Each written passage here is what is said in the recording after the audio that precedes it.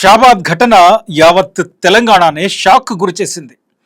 6 హత్యలు, తనపై POCSO case పెట్టారనే పగతో చేసిన హత్యలు.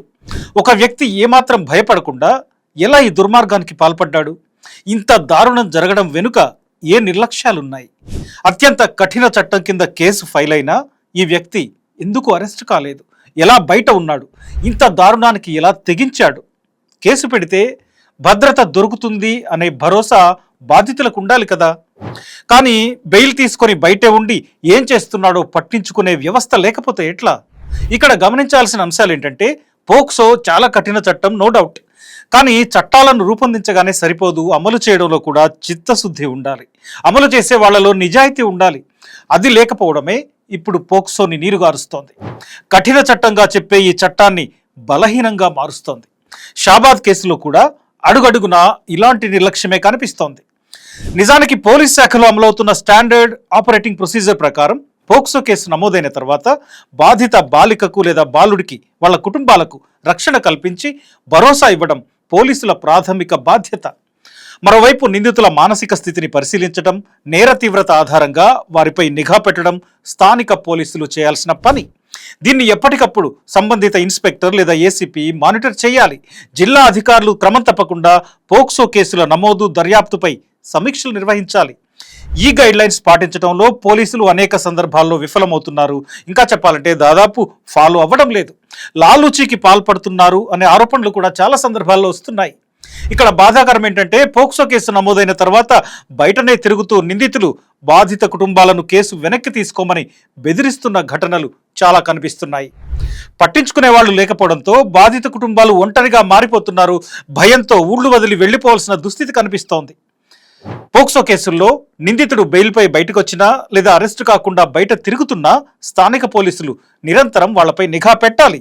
కానీ స్టేషన్లో సిబ్బంది లేరంటారు, కేసుల ఒత్తిడి ఉందంటారు. ఇట్లా ఈ కారణాలు చెప్పి నిందితుల్ని గాలికి వదిలేస్తున్నారు. మరి నిఘా పెట్టలేనప్పుడు బెయిల్ ఇవ్వకూడదు కదా. బెయిల్ ఇచ్చినప్పుడు నిందితుడు గీత దాటితే మానిటర్ చేయలేకపోయిన అధికారుల్ని కూడా శిక్షించాలి.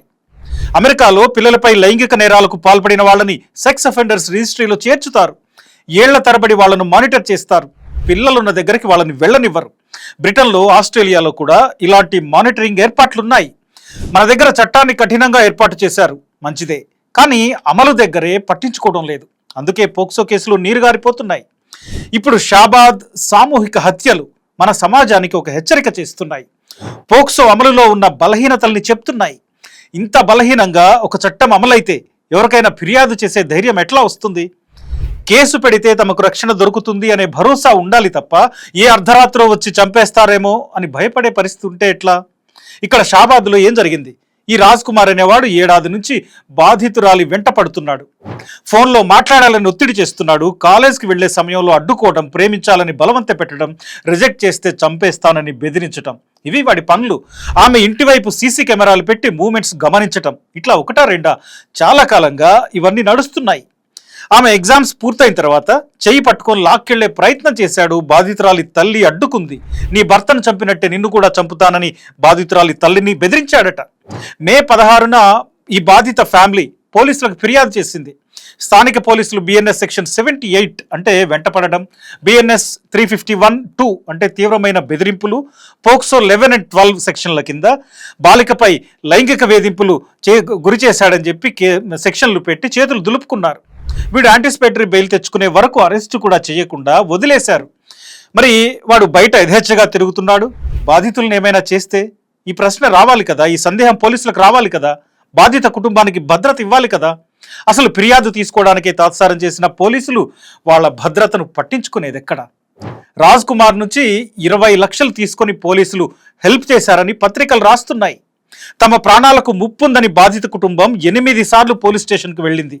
కానీ ఇతగాడిని అరెస్ట్ చేసేందుకు ఎప్పుడు పోలీసులు ముందుకు రాలేదు, ప్రయత్నించలేదు. అసలు పోలీస్ స్టేషన్కే పిలవలేదు. పైగా ముందస్తు బెయిల్ ఇచ్చేశారు. పేరుకే పోక్సో ఫైల్ చేశారు, కానీ పెట్టిన సెక్షన్లు చిన్నవి.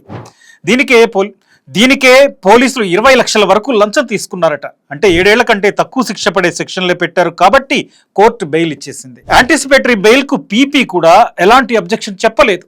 ఇన్ని కారణాలు ఉన్నాయి కాబట్టే చివరికి ఇతగాడు ఈ హత్యలు చేయడానికి ఒక అవకాశం ఏర్పడింది. ఇది ఒక అవకాశంగా మారింది.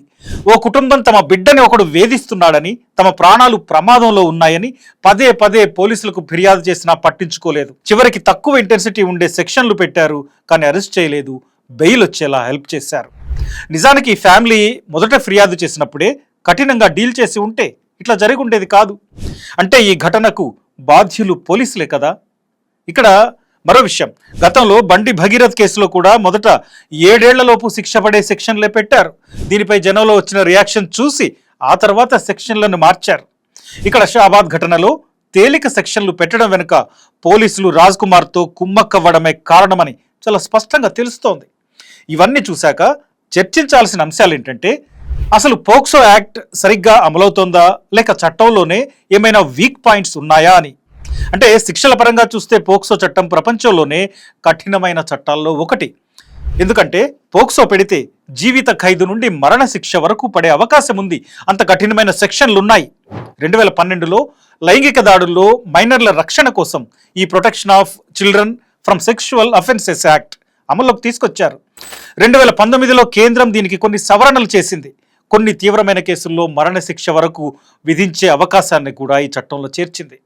పోక్సో ప్రకారం 18 ఏళ్లలోపు ప్రతి బాలుడు బాలికకు ప్రత్యేక రక్షణ ఉంటుంది.